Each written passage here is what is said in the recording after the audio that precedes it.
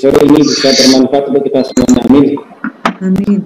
Yang terhormat Ketua AFISMI, Ketua Umum AFISMI,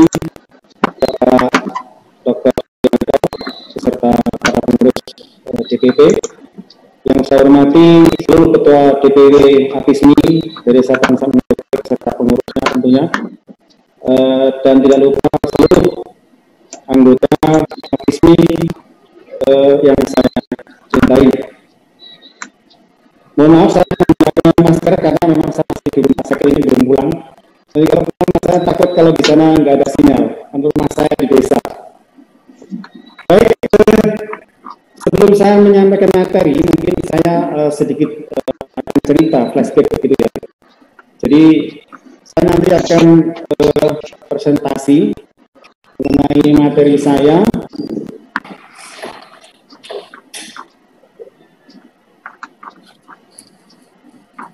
Bisa dilihat ya?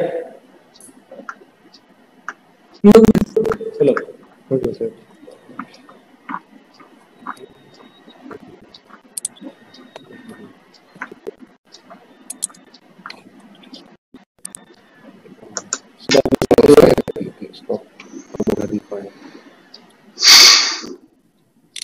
Bisa dilihat? Bisa. Baik. Ini sengaja saya tampilkan dalam bentuk Word karena memang nanti akan saya cerita sedikit. Jadi tahun 2015 saya diminta oleh SDM itu untuk membuat semacam standar kompetensi fisika medik di rumah sakit kami, yaitu di Karyadi. Kenapa demikian? Karena memang di tahun itu beralih sistem remunerasi yang dasarnya adalah berbasis kinerja, ya, berbasis kinerja. Jadi kami seluruh profesi non dokter dan non perawat itu dikumpulkan sebagai fisika medik, kemudian ada radiografer, ada ahli gizi, ahli fisioterapi dan sebagainya. Dan kebetulan saya ditunjuk oleh SDM sebagai field group fisika medik. Dalam tempo 1 bulan kami diminta untuk membahas standar kompetensi, nanti akan kita tampilkan. Ini berupa satu standar yang mungkin bisa diadopsi oleh rumah sakit yang lain.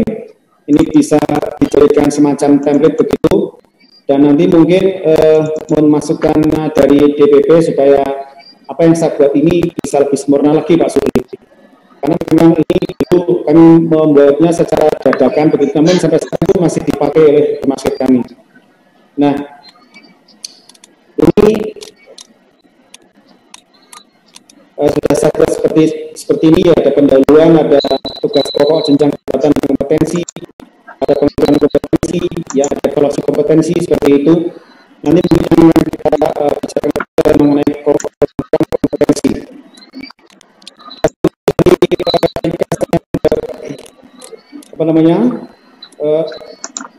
Level kompetensi ini ada 10, yaitu yang diantaranya adalah mengenai yang 8 ini keputusan Menteri Kesehatan nomor 83 tahun 2007, yaitu mengenai standar pelayanan fisikawan medik. Oke, tujuannya apa kita membuat standar seperti ini, yaitu kita melakukan rekrutmen dan seleksi, kemudian pelatihan dan pengembangan, terus kemudian bagaimana kita melakukan penilaian kinerja, dan yang terakhir adalah perencanaan karir. Ini tujuan kami di SDM untuk membuat standar kompetensi fisikawan medik. Kemudian tugas pokok, jenjang jabatan dan kompetensi tadi sudah dijelaskan secara umum oleh Pak Supri, tidak perlu saya jelaskan lagi. Jadi intinya bahwa untuk ASN atau PNS di rumah sakit itu, kalau fisika medik pertama, kemudian muda, madya, ini lebih cenderung ke masalah gaji pokok, begitu ya kalau di tempat kami. Kebetulan sore ini kan kita diminta untuk membahas mengenai remunerasi. Kemudian ada kompetensi fisika medik kardiologis seperti apa, nanti bisa dibaca sendiri. Nanti silakan dari panitia men-share template ini ke seluruh peserta. Silakan nanti dibaca kompetensi fisika medik kardiologis seperti apa, kemudian ini ada 45 ya. Kemudian radioterapi seperti apa? Ini ada sekitar 6, banyak sekali, 87 ya, karena memang radioterapi ini lebih detail, maksudnya lebih siap ketika itu ya. Kemudian nuklir ini lebih, ada sekitar 50 kompetensi yang harus dikerjakan di sana. Oke, nah dalam membuat leveling physical medik, tentu kita harus melakukan namanya pengukuran kompetensi. Di sini ada yang namanya standar pengukuran kompetensi. Pada kompetensi teknis atau profesi, pengukuran standar kompetensi menggunakan tingkatan sebagai berikut. Ada expert ya, yang kita beri nilai 5. Di situ ada, kalau dikatakan expert berarti dia harus mampu melakukan keahlian teknis melampaui kompetensinya misalnya ya. Kemudian mampu melakukan kolaborasi keahlian teknis lintas bidang dan mampu mengajarkan kepada orang lain. Dan mampu membuat solusi secara terpadu dengan teknologi yang ada, mampu merancang kebutuhan pengembangan gugus tugasnya dengan memberdayakan teknologi yang ada. Ini ada expert, kemudian ada strong nilainya 4, kemudian ada profession atau pandai nilainya 3, developing pengembangan nilainya 2, sampai level terakhir itu mengenai entry level yaitu pemula nilainya 1. Kemudian kami juga diminta untuk bagaimana supaya seorang physical medik itu tidak hanya pandai dalam hal skill ya, tetapi dia harus punya karakter manajerial. Kemudian kita juga diminta untuk membuat satu standar, ini kita buat, kalau excellent berarti nilainya 5, artinya dia mampu mengajarkan dan menjadi teladan. Ya, physical medik tidak hanya mampu terapi membuat treatment planning system misalnya ya, atau melakukan GAKC di diagnostik, di sama juga demikian di kedokteran nuklir. Tapi seorang physical medik juga harus mampu mengajarkan dan menjadi teladan bagi profesi-profesi yang ada di sekitarnya. Kemudian good nilai 4, menjadi kebiasaan dan mengkarakter. Kemudian acceptable nilainya 3, mengerti dan melakukan sebagian. Kemudian marginal, artinya mengerti dan belum dapat melakukan. Dan poor, paling miskin ini ya, belum mengerti dan belum dapat melakukan. Nanti silakan ini dibaca-baca saja. Dan ini semua yang nanti akan kita gunakan untuk melakukan penilaian kompetensi seorang physical medik. Oke. Ini kita langsung saja ke sini ya. Ini adalah matriks rincian kompetensi, kriteria unjuk kerja dan standar nilai kompetensi. Physical medik pertama ya, ini ada kompetensi yang harus ia lakukan ya, yang harus ia kuasai, yaitu ada technical profesi, kemudian ada karakter, ada manajerial yang seperti saya katakan tadi. Jadi dia bisa menguasai profesi tapi juga harus berkarakter dan punya ilmu manajerial. Unjuk kerjanya, kalau misalnya dia seorang physical medik pertama dalam hal profesi, dia harus praktek secara profesional, etik, legal, dan peka terhadap budaya.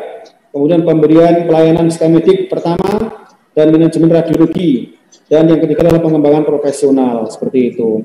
Nah, standar pengukurannya seperti yang kita katakan tadi, dia dinilai expert kalau nilainya 5, strong 4, dan seterusnya, seperti itu. Kemudian kalau kompetensi karakter, unjuk kerjanya bagaimana, atau kriteria unjuk kerjanya bagaimana, dia harus ramah, kemudian responsif, kemudian jujur, loyal, disiplin, motivasi kerja, mendapatkan pelayanan, dan seterusnya. Nilainya sama, kalau excellent 5, good 4, dan seterusnya. Kemudian kalau manajerial, bagaimana seorang physical medik itu, yaitu dia harus menguasai bidang tugasnya, kemudian cara berkomunikasi bagaimana, membangun kerjasamanya bagaimana, pengambilan keputusannya bagaimana, ya seperti itu. Nilainya sama, kalau dia excellent 5, good 4, dan seterusnya. Ini adalah matriks rincian kompetensi, kriteria unjuk kerja, dan standar nilai kompetensi. Ini saya baca saja untuk yang physical medik pertama. Selanjutnya untuk yang medik kedua muda, ya ini tinggal menyesuaikan saja. Kemudian yang madya juga demikian. Nah, ini tiba saatnya kita belajar mengenai indikator standar kompetensi physical medik. Ini kita memang diminta untuk membuat level ya, level 1, level 2, level 3 sampai dengan level 4. Ini kita buat per masing-masing grup ya, grup radiodiagnostik, kemudian radioterapi, dan juga nuklir. Nanti silakan menyesuaikan. Nah, level-level ini teman-teman, itu tujuannya adalah untuk nilai kira-kira tunjangan kinerja atau remunerasi yang dia dapatkan nanti berapa, begitu ya. Sebagai contoh ini ya, sebagai contoh. Di radiodiagnostik, dia seorang psikiater medik diagnostik di level pertama. Ya, apa yang ia harus kerjakan atau indikator unjuk kerjanya seperti apa? Misalnya yang satu, ini ya, memberikan pelayanan radiodiagnostik berdasarkan kode etik psikiater medik Indonesia dan memperhatikan budaya. Artinya apa? Artinya dia harus mampu menghormati hak privasi atau martabat pasien. Kemudian memperhatikan norma dan budaya dalam pemberian pelayanan radiologi, mampu menghormati hak pasien untuk memperoleh informasi, menjamin kerahasiaan dan keamanan informasi tentang status kesehatan pasien, menggunakan komunikasi terapeutik, mampu berkomunikasi dengan baik terhadap pasien, keluarga pasien, rekan sejawat, dan orang lain di lingkungan radiodiagnostik. Skornya berapa? Kita ngikuti aja di sini. Ya, ngikuti. Kalau memang dia expert, nilainya 5 seperti itu ya. Oke, dan seterusnya ada bertanggung gugat dan bertanggung jawab terhadap keputusan dan tindakan profesional. Itu indikator unjuk kerjanya seperti apa di sini aja. Kemudian melakukan tindak pelayanan psikiater medik radiodiagnostik. Ini yang berhubungan dengan skill-nya atau profesinya ya. Dia harus mampu menyiapkan alat keselamatan kerja terhadap radiasi, menyiapkan alat dosimetri radiodiagnostik atau penelitian medik, menyiapkan alat GAGC radiodiagnostik penelitian medik, dan seterusnya. Ya, ini nanti langsung bisa dibaca saja. Demikian seterusnya untuk level yang kedua, ini nanti ada di sini juga kriterianya hampir sama dengan level 1 tadi ya. Tinggal kita masukkan saja level 2 indikator kinerjanya, indikator unjuk kerjanya seperti apa. Kemudian level 3 radiodiagnostik, ini juga sama ya. Ini tinggal disesuaikan saja. Kemudian ada level keempat ya, radiodiagnostik seperti apa.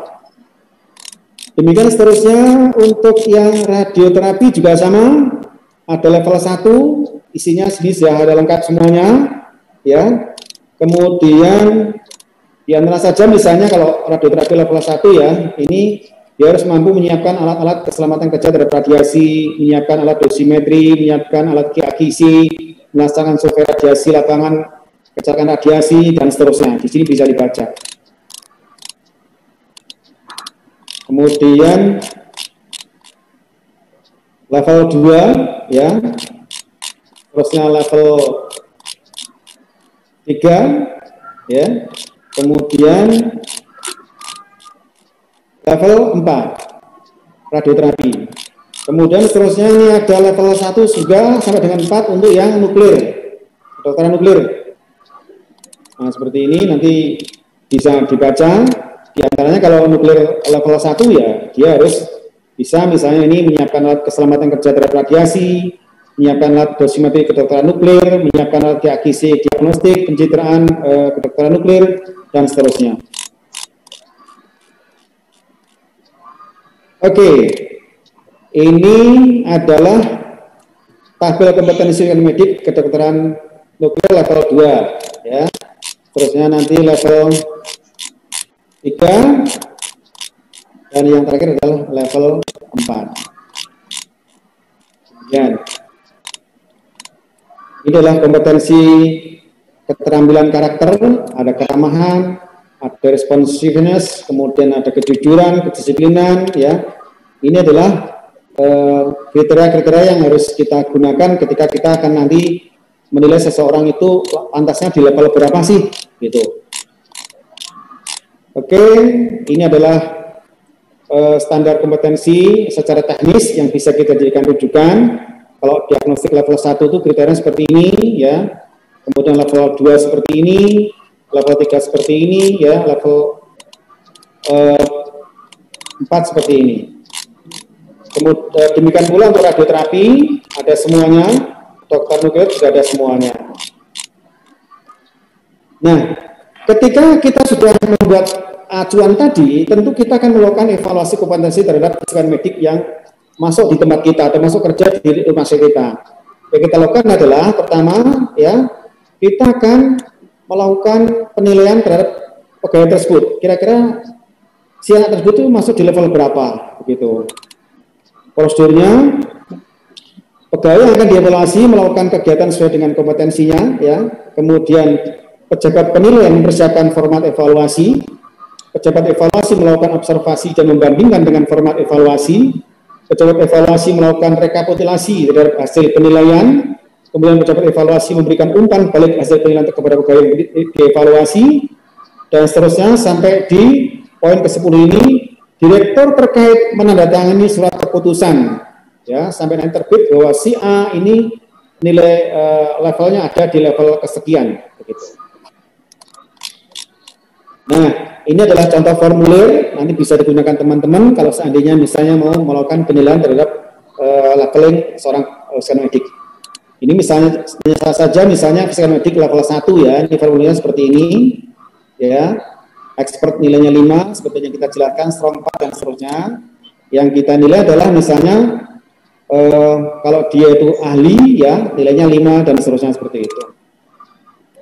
Kemudian kompetensi keterampilan karakter, ini di sini ada keramahan, nilai berapa, ya ini bisa kita lakukan di sini. Kemudian kompetensi manajer seperti apa, ini bisa nilai di sini, bisa kita nilai di sini. Nah, yang nanti tanda tangan adalah yang dinilai, kemudian penanggung jawabnya atau koordinatornya, kainstalasi, dan bagian SDM.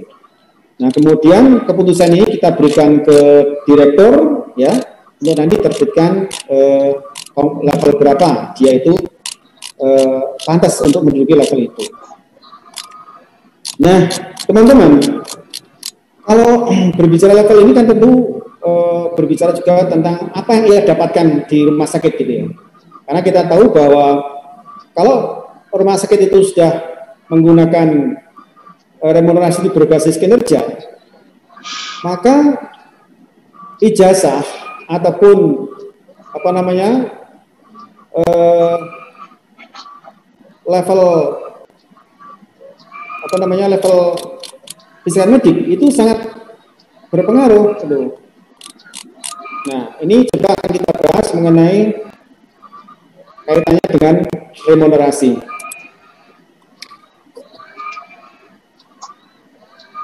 Bisa dilihat ya ini ya.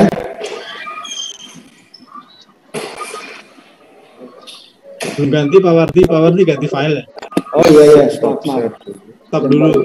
Oke, stop dulu ya. Oke. Ini ya.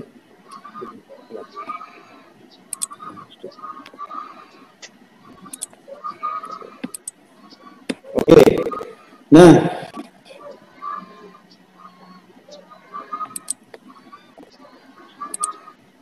ya. Lalu bagaimana implementasi remunerasi fisikawan medik di rumah sakit itu yang tadi kita sudah belajar bagaimana kita melakukan leveling, ya. Ini kita coba terangkan bagaimana fisikawan medik itu mempunyai nilai tambah ataupun nilai di luar gaji yang ia terima, begitu. Nah, sebenarnya pengertian remunerasi itu seperti apa sih? Remunerasi adalah pemberian gaji atau pendapatan tambahan pada seorang pegawai sebagai apresiasi atas pekerjaan atau kontribusi dalam perusahaan yang sifatnya rutin di mana ia bekerja. Sedangkan secara khusus bisa kita artikan bahwa remunerasi adalah pemberian gaji, honorarium, dan intensif kinerja kepada pejabat pengelola, dewan pengawas, dan pegawai badan layanan umum rumah sakit yang bersumber dari rupiah murni atau dan PNBP maksud saya. Tujuannya apa remunerasi rumah sakit itu? Yaitu terciptanya SDM yang berkualitas, memotivasi karyawan untuk mengembangkan diri, mensejahterakan karyawan, dan tentu menciptakan keuntungan bagi perusahaan tersebut. Kalau khusus rumah sakit ini jelas meningkatkan kinerja pelayanan rumah sakit, memenuhi hak dan kewajiban antara rumah sakit dan pegawai, meningkatkan motivasi kerja pegawai, unit kerja, dan organisasi rumah sakit. Dasar hukumnya bisa kita lihat itu PP nomor 23 tahun 2005 tentang pola pengelolaan keuangan BLU, ya. Permenkes RI nomor 625 tentang pedoman penyusunan sistem remunerasi pegawai BLU di lingkungan Kemenkes. Kemudian Peraturan Menteri Keuangan nomor 378 ya, yaitu tentang remunerasi bagi pejabat pengelola, dewan pengawas, dan PLU Rumah Sakit pada Kementerian Kesehatan. Prinsip dasarnya adalah bahwa setiap pegawai itu berhak untuk mendapatkan remunerasi sesuai dengan tanggung jawab dan profesionalismenya, seperti itu. Itu prinsip dasar remunerasi seperti itu. Nilai dan kelas jabatan ditentukan berdasarkan 10 faktor penimbang, yaitu kompetensi teknis, ya. Ini profesi kita Skymedik ya harus terampil di situ. Kemudian manajerial, seperti yang saya ceritakan tadi ya. Kemudian komunikasi, ya.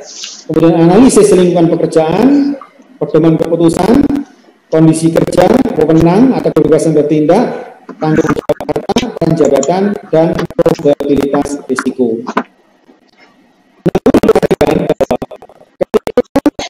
Rumah sakit itu sudah sepakat akan memberikan remunerasi berbasis kerja, tentu harus membuka komunikasi kepada seluruh pegawainya.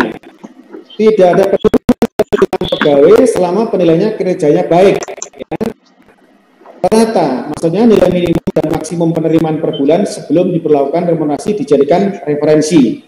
Tidak bertentangan dengan KMK, ya, menetapkan juknis pelaksanaannya. Ini yang dipersyaratkan ketika rumah sakit memperlakukan remunerasi berbasis kinerja.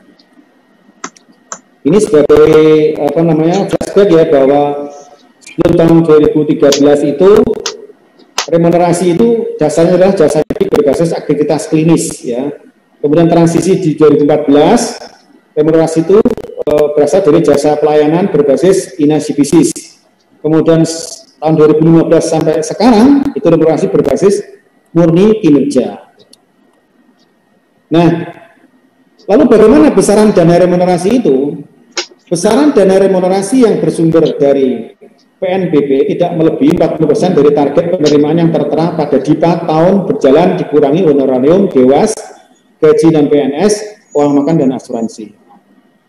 Adapun unsur-unsur pembayaran remunerasi terdiri dari pay for position P1 berupa gaji, ya, pay for performance P2 berupa intensif atau tukin atau tunjangan kinerja, dan yang ketiga adalah pay for people yaitu P3 berupa asuransi, dana pensiun dan lain-lain. Nah, ini unsur remunerasi yang diterima di rumah sakit X ya. Ini saya kira di rumah sakit yang entah itu vertikal kemudian kabupaten, saya kira mungkin ya hampir sama unsur-unsurnya.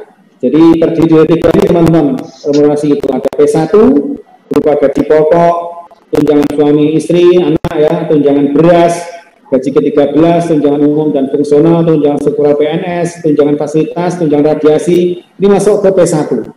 Kemudian yang P2 ya atau P performance itu di situ tunjangan kinerja dan jasa medis. Jangan yang P3 itu berupa uang duka, penghargaan dan seterusnya. Nah, ini perhitungan masing-masing komponen remunerasi. P1 itu maksimal 30%. Ya.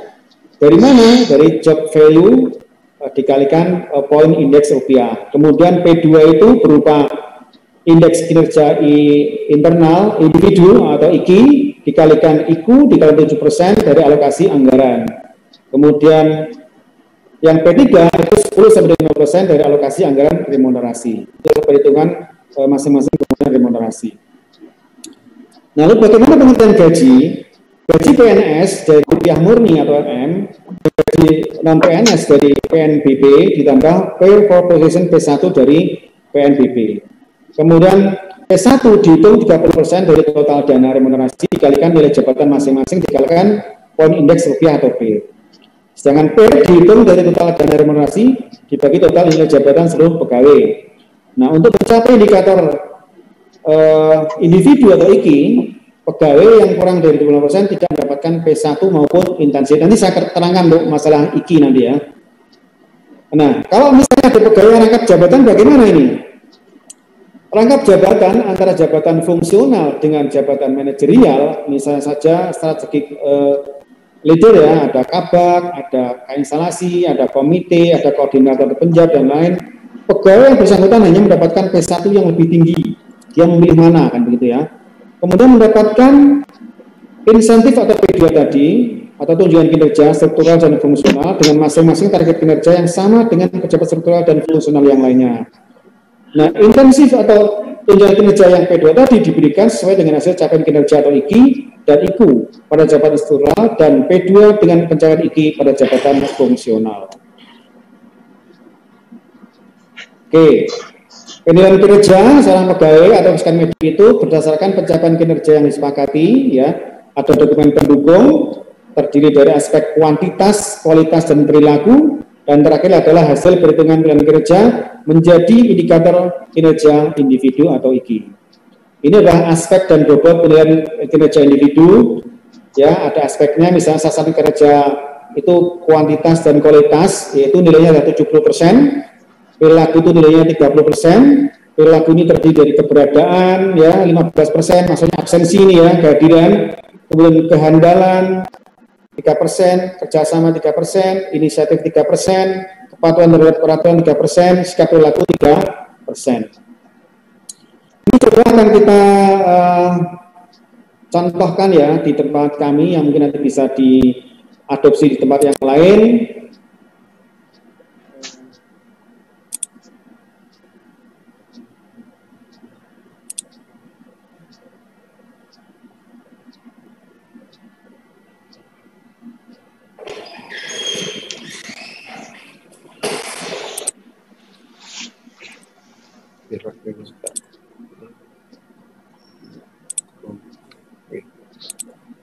Nah,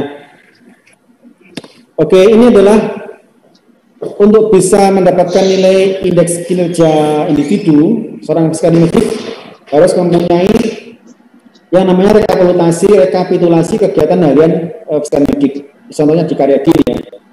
Dia harus ini mampu, ini ada 1 sampai dengan 12 poin, ya, misalnya menyiapkan alat pelayanan asisten medik yang meliputi, ya, keselamatan kerja terhadap pihak dan seterusnya. Ini ada semuanya nih, dan poin-poin ini adalah sesuai dengan levelnya, gitu ya. Dia level 1, 2, 3, ya, sampai dengan 4 sesuai dengan kegiatan di situ. Ya, ini adalah tanggalnya, karena di tempat kami ini penilaiannya tanggal 21, ya, sampai tanggal 20 di bulan kemudian. Ini selama 1 bulan, ya, seperti itu. Ini nanti total capaiannya seperti apa, gitu ya. Oke.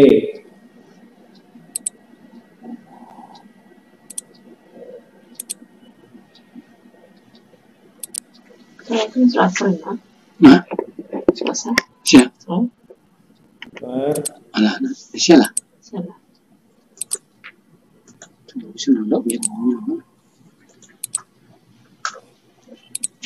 Nah, ini adalah contoh penilaian kerja terhadap staf kesehatan profesional lain, yaitu asisten medik.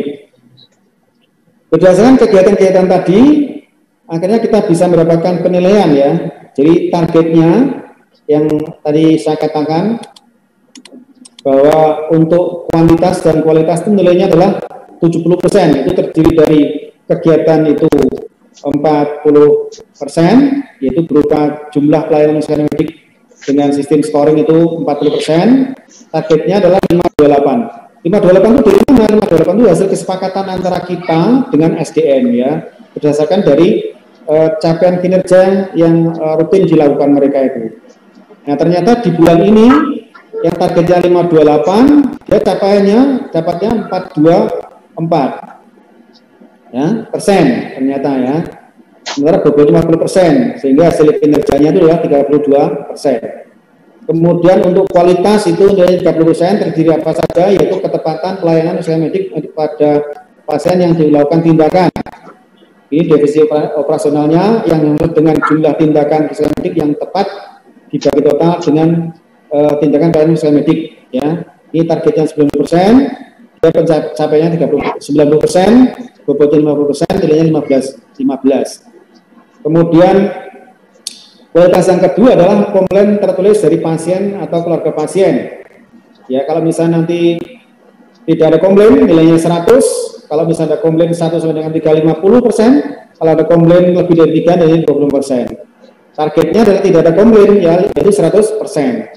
Kemudian capaiannya bobotnya 100%, bobotnya ini 15, jadi totalnya ini nilainya adalah 15. Kemudian yang kualitas, yaitu berupa ada kehadiran tadi ya, kemudian ada kepatuhan terhadap standar performance pegawai, kemudian ada komplain dan seterusnya, itu nilainya ada di sini semuanya gitu ya. Dan targetnya adalah 100%. 100% di 100, ini bobotnya 10, nilainya seperti ini. Nah, perlu diketahui bahwa masing-masing rumah sakit tentu mempunyai aturan-aturan tersendiri. Tapi kalau misalnya ada yang belum membuat seperti ini, monggo silakan, ini bisa diadopsi rumah sakit.